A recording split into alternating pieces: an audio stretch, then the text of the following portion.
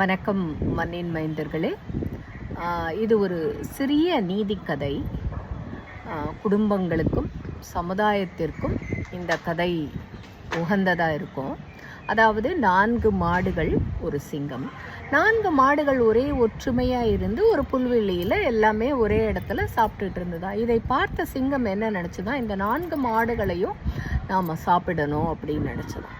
அப்போ 4 மாடுகள் ஒத்துமையாக இருந்ததால் எல்லாமே சண்டை போட்டு சிங்கத்தை விரட்டி விட்டுடுச்சான்.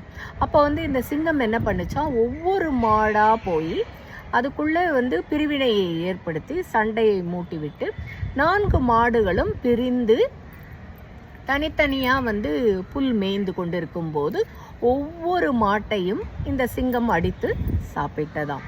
அதாவது குடும்பங்களிலும் சரி, சமுதாயத்திலும் சரி, இப்படி ஒரு சிங்கம் இருக்கும். அதாவது ராமாயணத்தில் கூனி, மகாபாரதத்தில் சகுனி, இப்படி ஒவ்வொரு குடும்பங்களிலும் இருக்கலாம். அவர்களை கண்டு நீங்கள் அவர்களை களை எடுத்து விட வேண்டும் குடும்பங்களிலிருந்து. நன்றி, வணக்கம்.